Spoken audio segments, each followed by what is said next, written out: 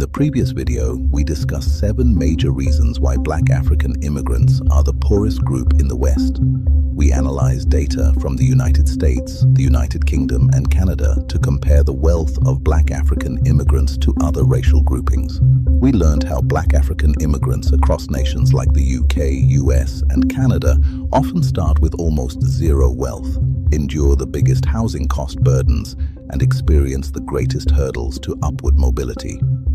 In this video, we look at a prescriptive approach. We'll stroll through 5 crucial battlegrounds: education, entrepreneurship, homeownership, investing, and debt reduction.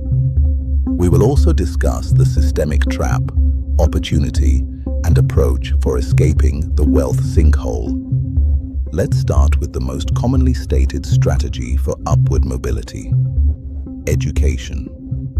For African immigrants, this is simultaneously their biggest advantage and one of their most underutilized strengths. Statistically, Black African immigrants in the United Kingdom and Canada are among the most educated. Moreover, 40% of Nigerian immigrants in the United States have a bachelor's degree or more, which is greater than the average population. Why hasn't this converted into wealth? Short answer: degree to job mismatch. Many immigrants work in fields well below their skills, either because foreign credentials are not recognized or there is systemic prejudice. This leads to a paradox: high education, low salaries. What's the fix? Strategic reskilling in high-demand industries include technology, healthcare, trades, and finance. Prioritizing income-generating qualifications over renowned degrees.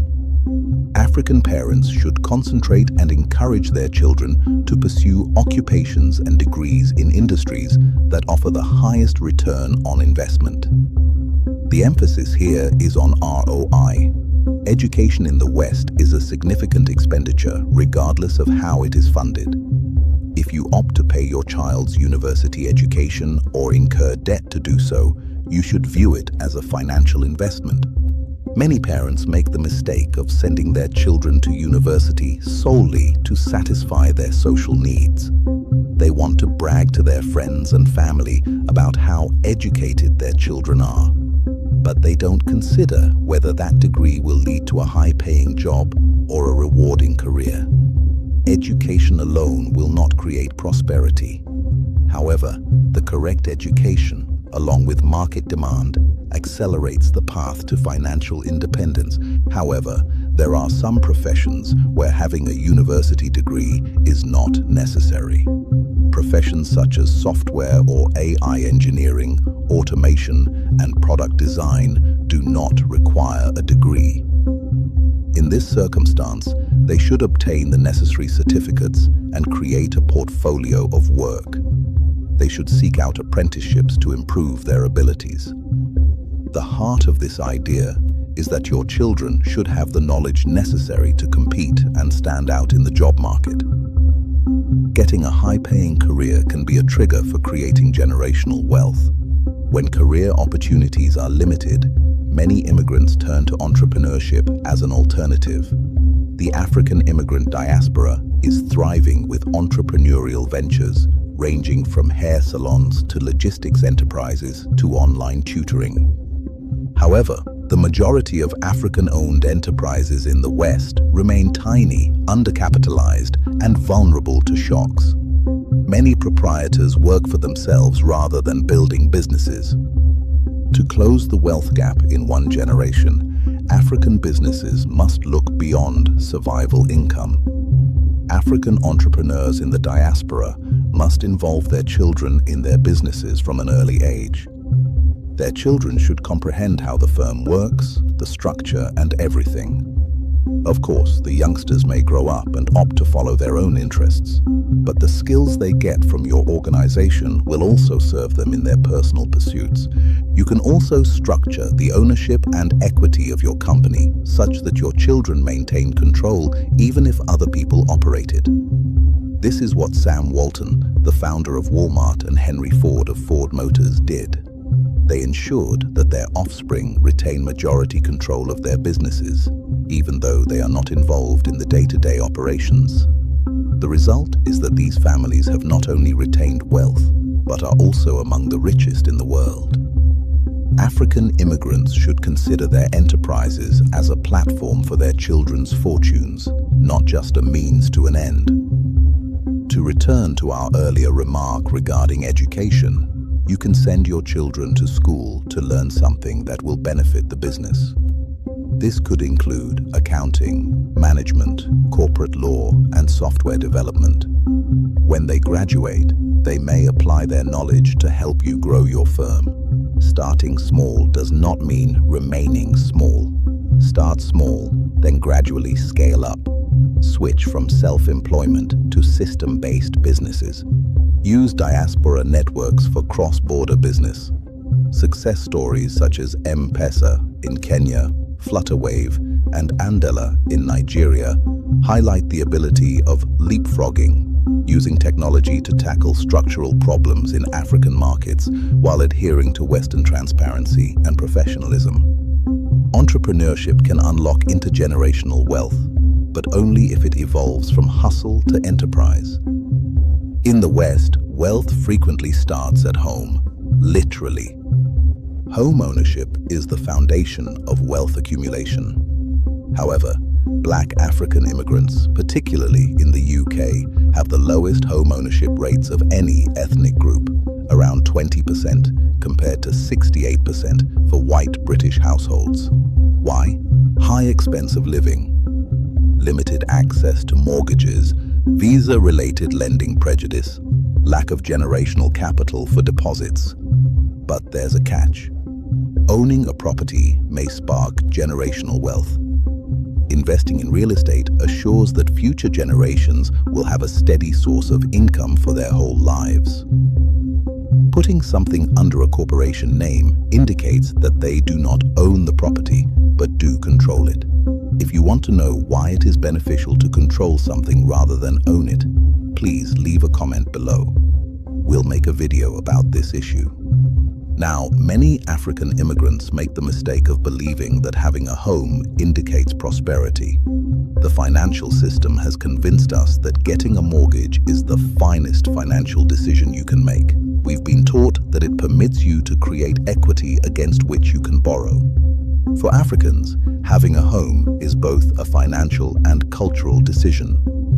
So there is a growing behavioral and cultural incentive to purchase a property. This sentiment runs deep and overshadows the financial repercussions of owning a home. The disadvantages are generally minimized. The lack of flexibility in terms of accessing your equity is not adequately discussed. Tapping into equity increases your overall debt and the amount you will owe your lender over time, both in terms of principal and interest.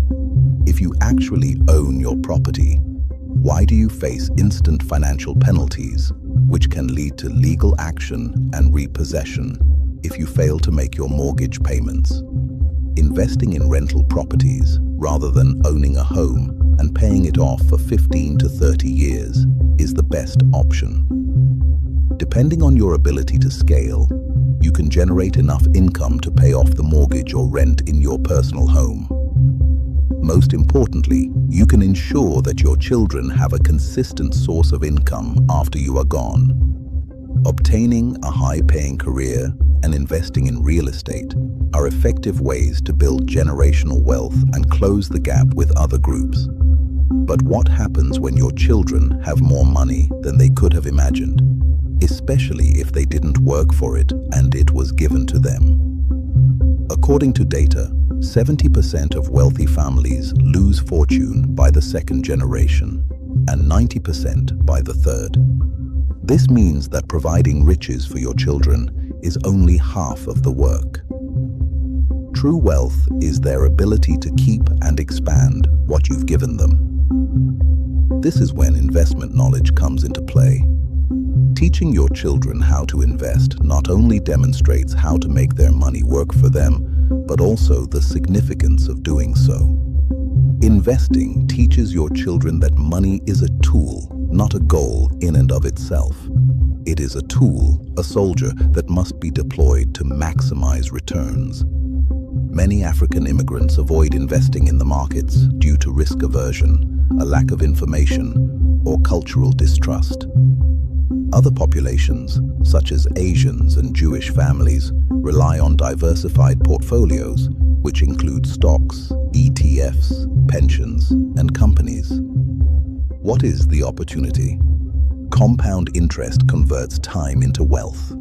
Starting to teach your children about investing at a young age, even if it is in little quantities, leads to long-term security. They understand the value of time, deferring pleasure, and thinking forward.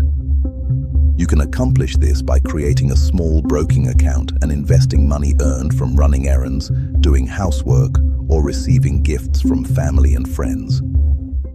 Show them how their money has performed over time. When students realize how much the £5 or $10 has grown, they understand the importance of investing. They will continue to behave in this manner throughout their adolescence and adulthood. Real wealth is intangible. It is built in silence and grows over time. Debt is not always bad. However, unproductive debt, credit cards, payday loans, and buy now, pay later schemes is the leading cause of wealth destruction. This is a lesson you must teach your children as an African immigrant if you want to close the wealth gap. According to the LSE, more than 40% of Black African households in the UK have net debt. This signifies that obligations outnumber assets. Why so high? High upfront immigration costs, visa fees and health surcharges, exclusion from mainstream lending, emergency remittances to families abroad, living in expensive cities without a buffer. To close the gap, the bleeding must cease. But how? By educating your children how to manage debt strategically. Teach them how to use debt to earn more money rather than spending it on lifestyle upgrades and unnecessary expenses. This is especially crucial because they are easily misled by a false sense of wealth. There are far too many well-dressed and expensive-looking people in the West whose lives are supported by credit cards, buy now, pay later cards, or even debts. Teaching your children that, while debt is readily available and just a button away, they need be aware of how it might be utilized. They should use debt to launch a business, make an investment, or do anything else that generates income.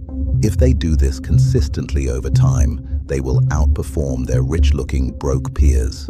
Wealth is a team sport. Nobody closes the gap alone. Families who win financially plan their strategy across generations. Closing the wealth divide involves more than simply personal finance. It is about systems. Wealthy groups create structures, community credit unions, cooperative housing, legal aid networks, business mentoring loops. The main issue with Africans in the diaspora is that we do not assist our own, but rather compete with one another. We buy automobiles, take out mortgages, and go into debt to get the latest designers in order to demonstrate to other Africans at our churches or children's schools that we have arrived. We return home in December to pepper friends and relatives and provide a false impression of our genuine financial situation. We are more concerned with appearing rich than with being rich. But look at the other groups: Chinese, Indians, Pakistanis, and Jews. They come in to sustain themselves. They form alliances, start enterprises, and fund home ownership projects together.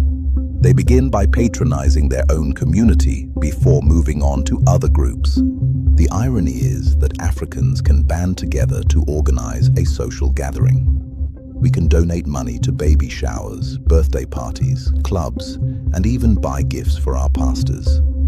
However, as a people, we are unable to band together to purchase investment property, acquire assets, or even support our own in-government positions. If you want your children to maintain generational wealth, they must comprehend the value of community, which is central to African philosophy. Cultural principles such as "It takes a village" must apply to money. This is how generational poverty turns into generational affluence. They should support and encourage their own. They should not view their African brothers and sisters as competitors, but as pilgrims on the same path to financial independence. They should not keep or hoard information. How this appears in practice. Teach your children to save money for investments rather than just crises and social outings that don't increase their net worth. Knowledge is shared, not hoarded. Finally, the best way to teach your children is to personify and demonstrate the ideals outlined here. Children learn behavioral traits and mannerisms from others around them. The way you handle or talk about money teaches your children more than any of the lessons I've suggested here. If you utilize debt to fund your lifestyle, do not invest, or establish a business, your children are likely to follow in your footsteps in terms of finances. So, as an African immigrant, the best method for your children to close the generational wealth gap begins with what you do. They must learn the proper manners and mindset for wealth production, maintenance, and expansion. Wealth disappears by the third generation. This is because the children who inherited wealth were not taught fundamental values.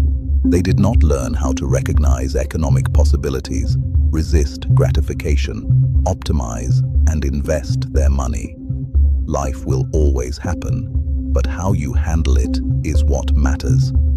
So, in conclusion, the wealth disparity exists. However, it is not inevitable. What you have heard today is not a fantasy. It is a framework. One generation with strategy, solidarity, and systems can change the narrative, not just for themselves, but for the thousands who will follow. So, to every African immigrant navigating this new world, realize that the question isn't whether you can build wealth. The actual question is, what will you build first? In the following video, we will explore whether you should invest back home or where you live. Until then, continue building riches.